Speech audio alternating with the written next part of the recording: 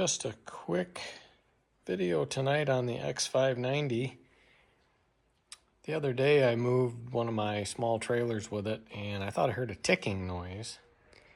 I'm going to try to get the ticking noise on video for you. I don't know if you'll be able to hear it because obviously the engine's got to be running. I'll do the best I can, kind of move around the tractor and see if I can get it to pick up the noise, and then we'll lift it up and I'll show you what I found.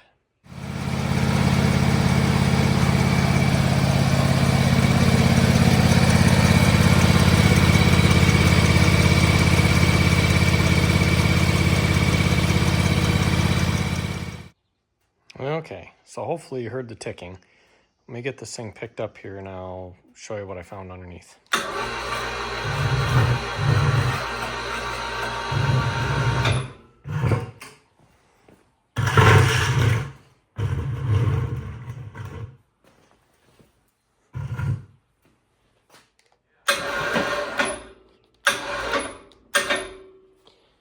Okay, so for safety's sake, just so everybody knows, I'm crawling underneath it. Yeah, it's sitting on plastic buckets, but the hoist is also still supporting it, so if either one gives out, the tractor's not coming down on me.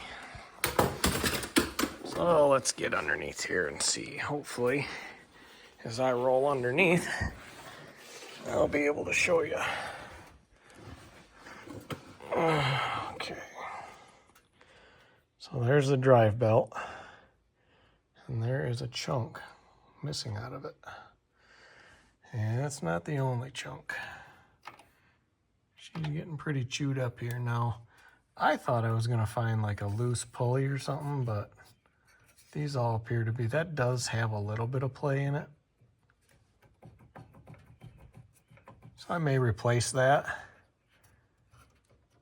The idler's got a little play in it too, but when I get the belt off, I'll have a better idea whether those need to be replaced or not, what the bearings sound like and feel like. But I'd say our ticking is probably that chunk missing out of the belt. But if you're hearing that ticking noise, you might want to pop your deck off and get underneath and take a look at your drive belt. I can show you how many hours are on this thing. I don't recall what the manual says for replacing it, but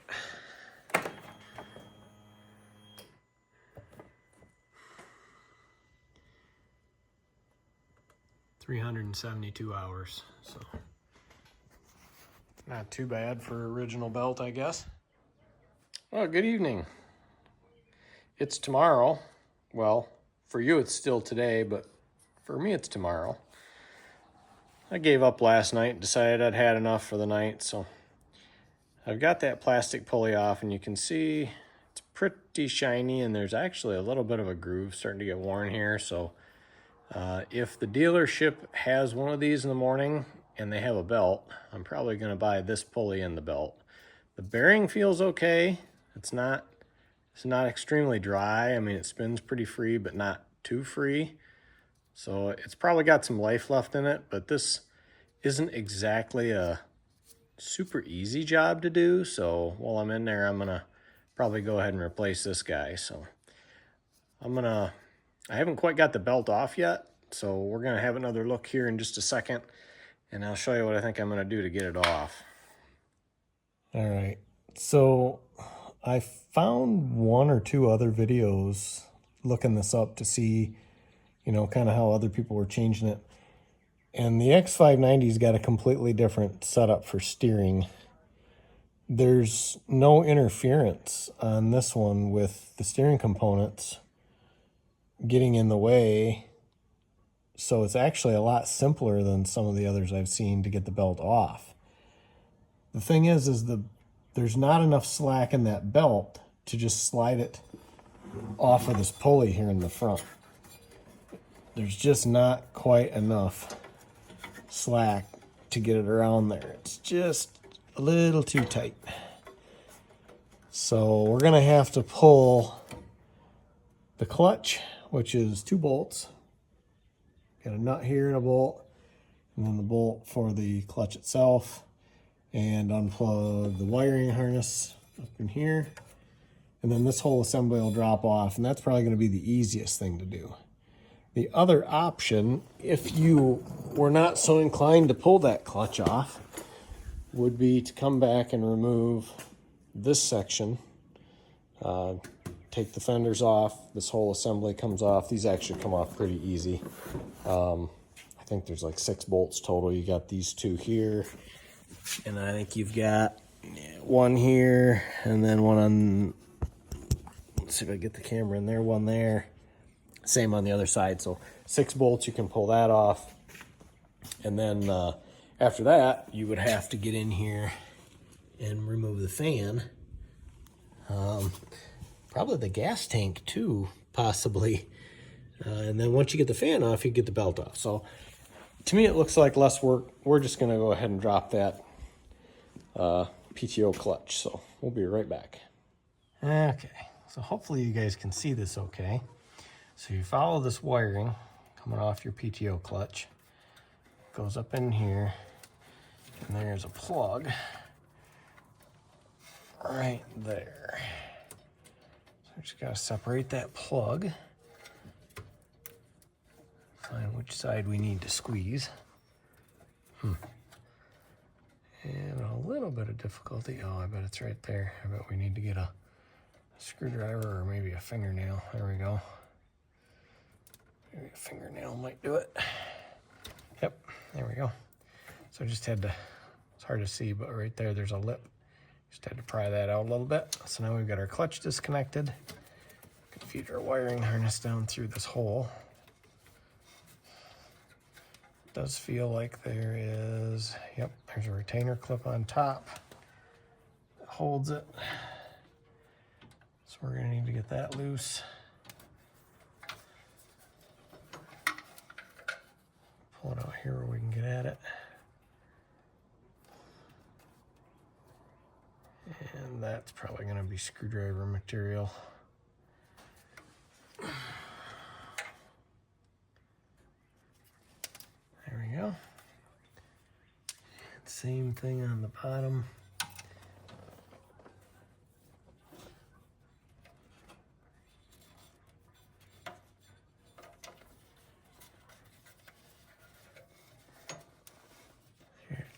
Just enough room to get that plug between the engine block and that frame there. So there we go. Got the wiring disconnected.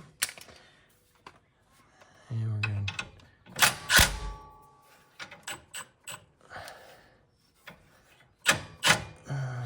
Okay. We have to get a hold of that with something I can see. Okay, there we go. Hold it down.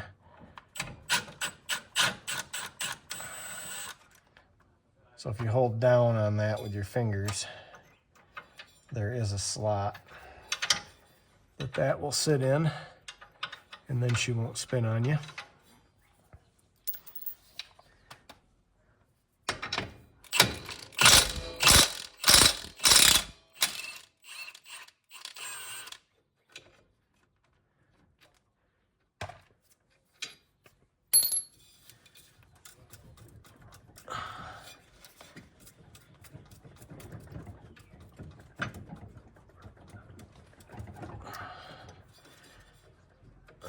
Really hoping that wasn't going to be on there quite that tight. So like any good YouTuber will do, I did it off camera. I literally moved the camera out and I thought, I'm going to give it just one last shake.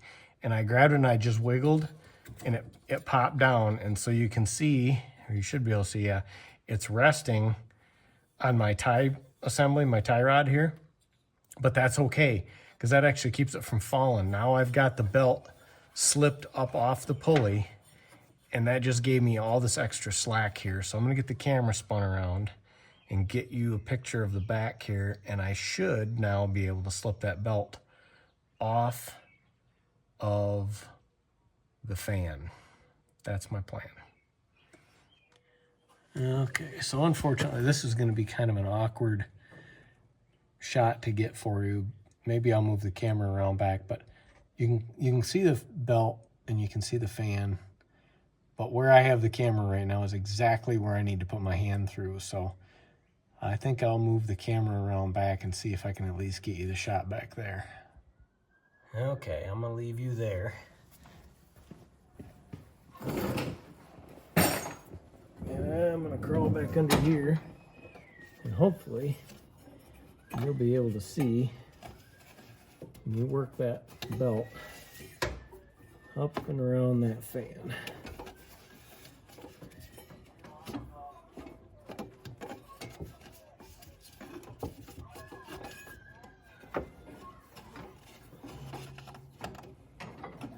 All right, hopefully you guys can see that back there, but it worked. So this pulley never came out. I could get it out by taking this nut out, but it's not really necessary. I don't think there's anything wrong with the pulley. So now what I'm gonna do is lift this back up, get the belt out from underneath it. And slide the belt up and over. And then we're gonna route it. Okay, I'm gonna actually move the camera because you guys are gonna want to see this. So this is the only obstacle right here, but it doesn't look like we have to disassemble anything. We just gotta route that belt up and around behind this arm right here. Okay, so just like before, it happened off camera because I got my hands up in there, both of them at the same time, and was able to get that belt. There's just enough room to squeeze it between that line and this does move back and forth just a little bit, so I wasn't able to finagle it out of there, but it's just a matter of wiggling that belt down through that last little spot. Lift our pulley up, and out she comes. Voila! Disassembled. And I am missing 2 chunks out of the belt. So I'm guessing that was what was causing the ticking. So hopefully tomorrow morning I'll go to the dealer and they'll have a belt and pulley for me. And then assembly is the reverse of disassembly, but we'll try to get you some footage of that too. So one last thing before we shut her down for the night, just so you guys know, if you are working on these and you're not accustomed to working on your own tractor, when you go to get parts for a John Deere, I always like to take in 2 things. I get a picture of the engine tag, and then I get a picture of the serial number of the unit itself. And I take those with me because John Deere makes lots of little changes over the years. You know, the X590's been built for a lot of years and they're not all the same. Run into that a lot on other machines that I work on for other people, but just kind of a little tidbit there. Make sure you get those numbers when you go to order parts. Or if you go online and order them at Deere.com, you can do a lookup by your serial number, and it's very handy. You can get all the part numbers right there. I'm hoping I can get these parts locally. Usually I just order everything, but kind of want to get this going tomorrow and don't want to wait for something to be shipped to my house. So that's all for tonight. We'll see you when we get some parts and we're back out here putting her together again. Well, good morning. We're back out in the pole barn. We've been to the John Deere dealer here in Portland, Hudson Inc., and they had in stock my pulley and my belt to the tune of $146.20. So don't think the online prices were really a whole lot better, so didn't have to pay shipping and got it this morning. So we're gonna crawl under the tractor and get this new stuff installed. We'll get you some footage of that going in, and hopefully we'll have this thing back up and running here soon without any ticking. Okay, I do apologize for the background noise. I was watching some of this video footage this morning. I have got some very nice wireless mics that I bought that Bluetooth to the phone, and don't have any issues with background noise when I'm using those. But unfortunately, I took them with me on a vacation recently, and they ended up in my backpack, and my backpack is at work. So I had to run without the mics last night, and I could tell this morning as I was listening to it that you can hear quite a bit of the noise from the neighbors last night. It sounded like a kid making some noise and stuff, so apologize for that, but it's a bit quieter out here this morning, so see if we can get this put back together with less background noise. So far, as you can hopefully see there, it's pretty simple. You know, reroute the belt back in. As they say, assembly is the reverse of disassembly.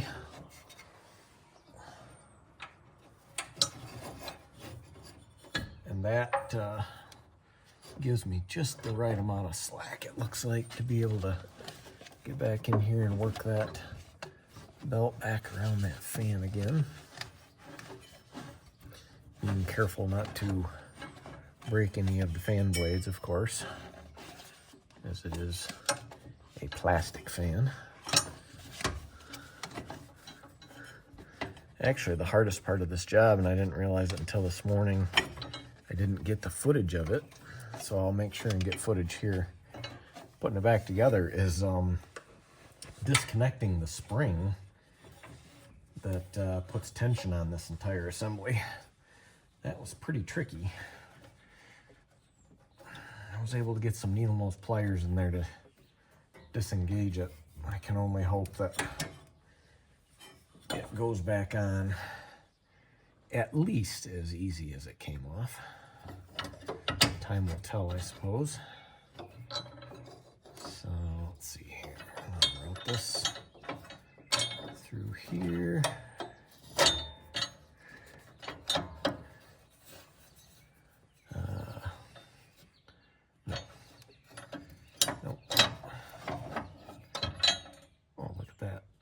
Fighting with it the whole time and it just came off.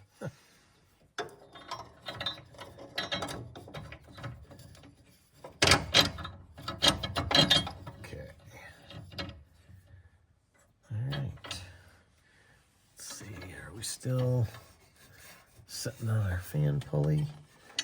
Appears we are.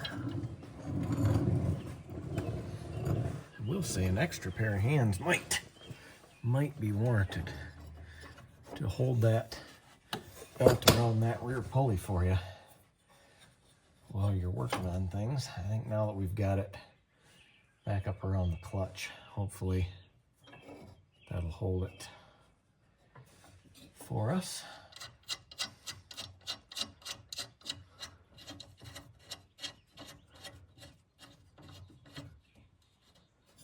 All right, let's go get the new pulley.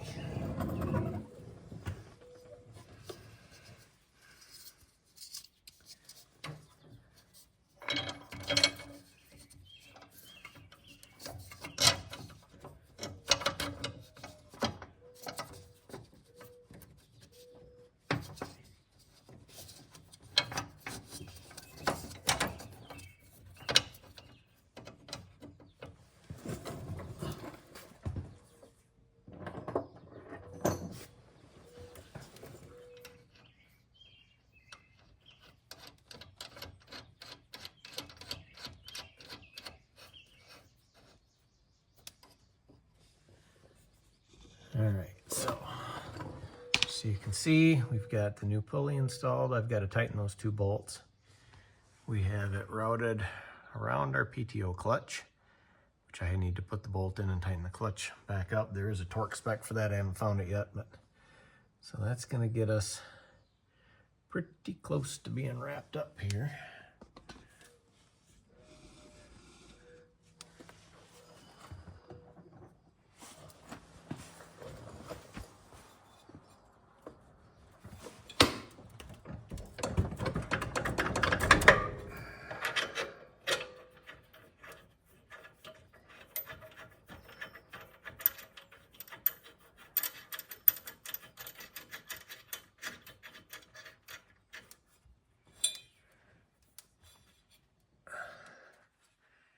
of course, we're just doing things finger tight at the moment until we get everything back the way it's supposed to be. Oh, guess what? Can't do that yet. See, this is why you watch videos on YouTube. You get to see somebody else do it wrong, so you don't have to make the same mistakes.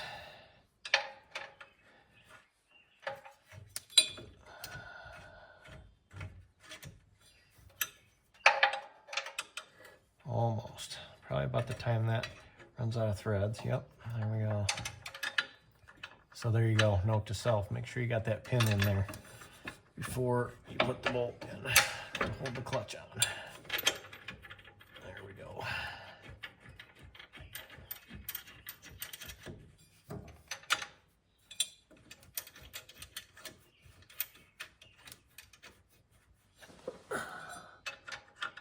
Pin.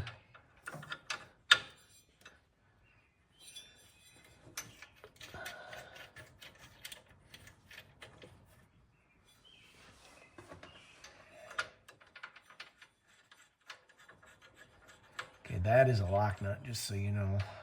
That's the only lock nut on any of this I tore apart. Everything else is just standard nuts and bolts. So, all right, I'm gonna grab a couple of impacts and start zipping some of this back down.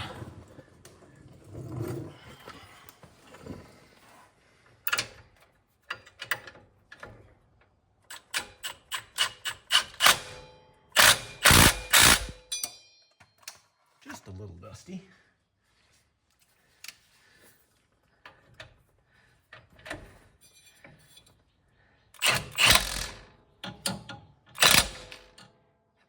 Like I say, there is a torque spec for that, and I am going to look it up, so I'm not going to go crazy with the impact. Definitely don't want to shear that bolt off. So, and our wiring plugged back in, give it a test pull, make sure it doesn't come apart on us. And we've got our retainer, little retainer pin that was up above over here. This way. There we are. So I would make sure that I had my cable routed so that it's not rubbing on anything it shouldn't be. That looks good. Belt's routed there.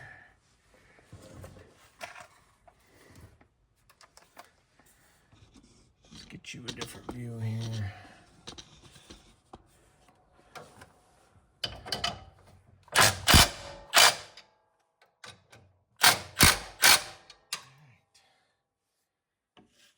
We will check all that with a wrench 2. Now this is where it gets interesting. Let's see if we can get you a view of that.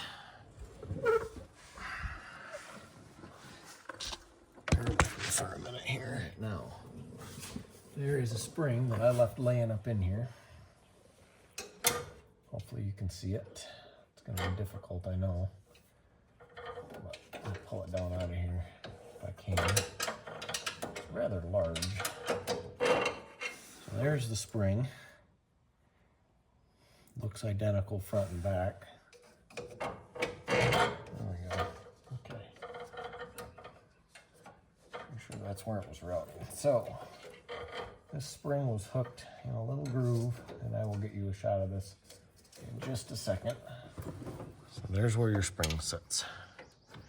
In that slot right there. And once we get that spring pulled back and around that bolt, we'll have all of our tension back on here. So now, if you look way in there, you can see the end of the spring. I don't know if you can see it. Right there. I have got to get a hold of that, pull it back around this stud right here. So, okay, I'm gonna do the best I can to get this for you. What I did is I got some kite string. It's a 90-pound test string, and I doubled it over, tied a loop. I took the spring and I got the string hooked to the spring. And I'm using that to pull as I use my fingers to guide that. And there it is. Okay, now I've just got to work the string off of the spring. There we go. So a little trick for you, how to reinstall that spring. Make life easy on yourself. So we should be all set. I'll raise the tractor back up and get under and give everything a final look and snug everything down. Should be ready to fire it up here once I torque that bolt. Okay, so there we are routed around our PTO clutch pulley. We are routed around our idler pulleys, and you can see back in there our fan. So we should be good to go. We feel like we've got good, adequate tension on our belt. So we just need to double check these with a ratchet, and we need to get a torque spec on that real quick.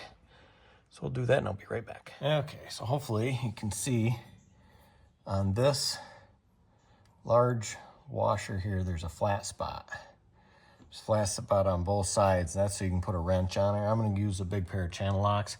That's what you have to hold while you're tightening this bolt with your torque wrench. So you'll have to either put a big wrench or a big pair of channel locks on there to keep that from spinning while you turn the torque wrench. So hopefully I can get a good enough purchase on there to do it this way. And it's gonna want to be the other way around on the channel locks so that I don't slip off.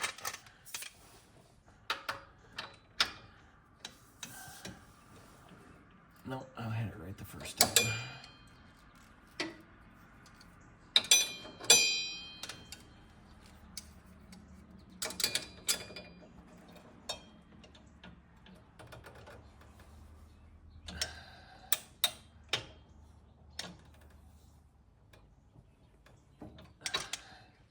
Just so you know, everything I found online, both watching videos and looking at forums, everything says 50 foot-pounds. 50 to 53 was what I read and heard on videos, so we're going with 50. Okay, so once again, off camera, seems to be the story of my life. There's just not enough room under there to have the camera set up and get your arms where you need them to be. Take my word for it, it was a struggle. I ended up using the 440 channel locks and the torque wrench. The torque wrench obviously is going to overpower the channel locks, so I had to switch things up and use, I'm right-handed, so I had to use my right hand to hold the channel locks to get the best purchase on that I could, and then use my left hand on the torque wrench, and I did finally get torque wrench to click. So we've got about 51 foot-pounds on that. We should be all fully assembled. I'm going to let it down off the hoist and we're going to start it up.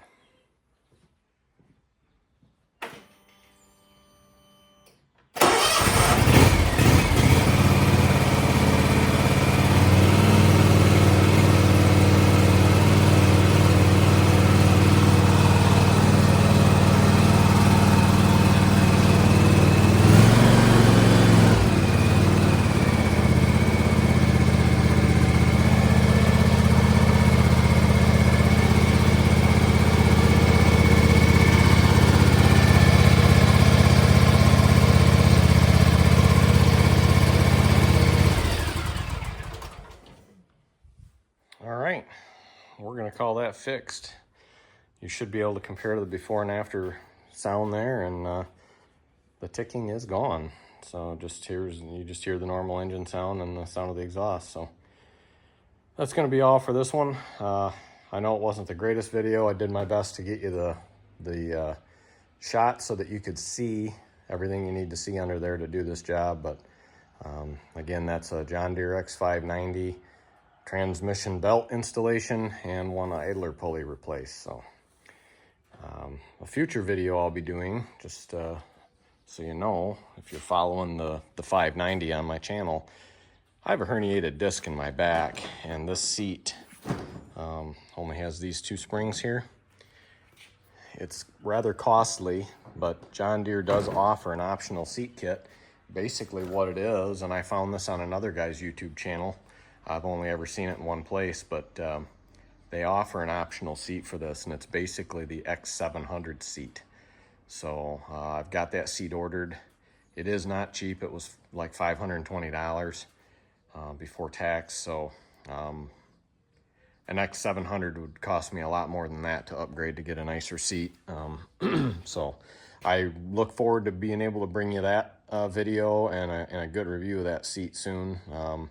Right now my boy's doing a lot of the mowing for me, which I greatly appreciate, but once in a while I've got to do it because he's not available, and depending on the day, my lower back can really be bothering me by the time I get done mowing almost 1.5 acres. So I'm really hoping that that new seat brings me some relief. So anyway, thanks for sticking with me, and I hope you enjoyed the video. I hope you found it helpful, and we'll see you on the next one. Thanks for watching.